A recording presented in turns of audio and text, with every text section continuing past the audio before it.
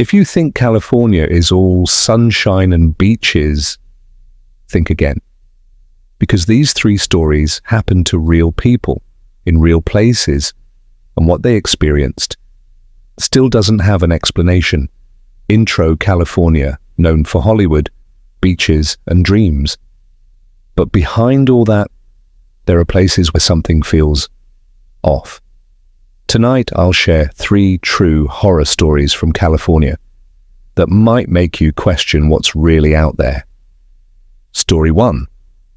The night shift. Cool. In 2019, Daniel got a night job at a small gas station just outside Bakersfield.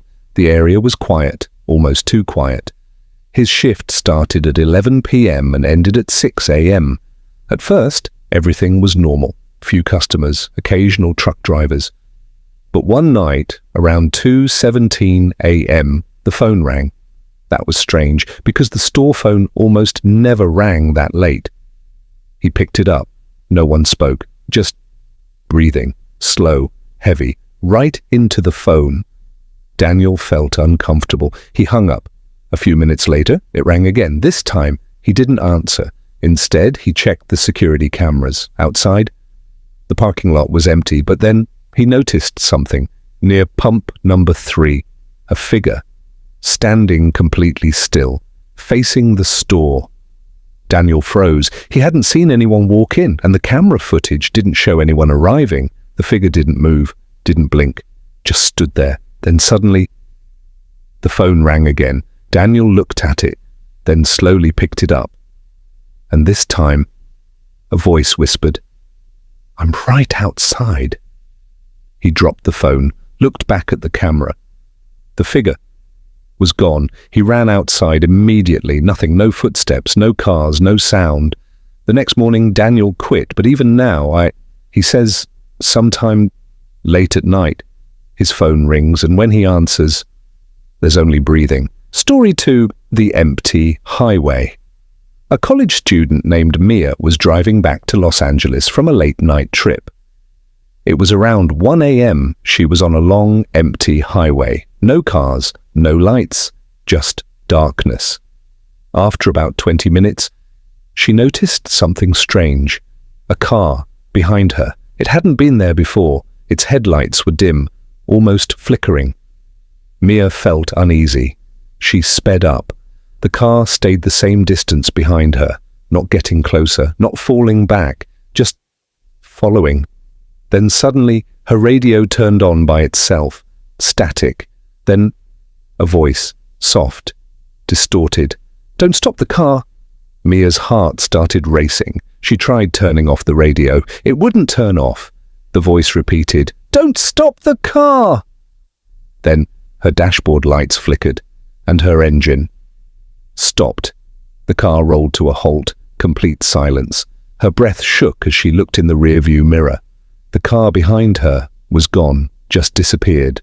No headlights, no sound, nothing. Then slowly, her radio turned off, and the engine started again, by itself. Mia didn't wait. She drove all the way home without stopping. Later, she checked online. That exact highway had multiple reports of drivers experiencing the same thing. A car that follows you, but is never really there. Story 3. The apartment upstairs. In San Diego, a guy named Alex moved into a cheap apartment. It was a good deal, too good. The landlord mentioned the upstairs unit was empty, no neighbors, which Alex liked. But the first night, around 3 a.m., he heard footsteps above him, slow, dragging footsteps. He sat up, listening carefully. Step, step, step, back and forth. He checked the time, 3:12 a.m. The footsteps stopped. Then a loud thud, like something heavy dropped. The next morning, Alex asked the landlord, "Is someone staying upstairs?"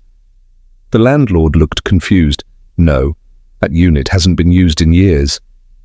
That night, it happened again, but this time, there was something else.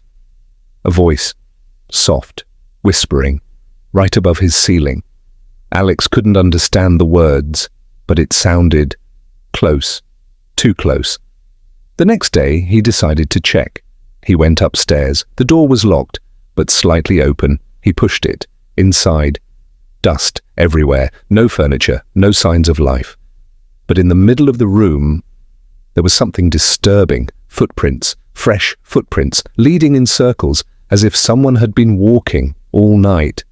Alex moved out the same day, but before leaving, he checked one last thing. His ceiling, right above his bed, there were marks, long scratch marks, like something had been trying to get through. So yeah, California isn't always what it seems. Which story scared you the most? Let me know in the comments.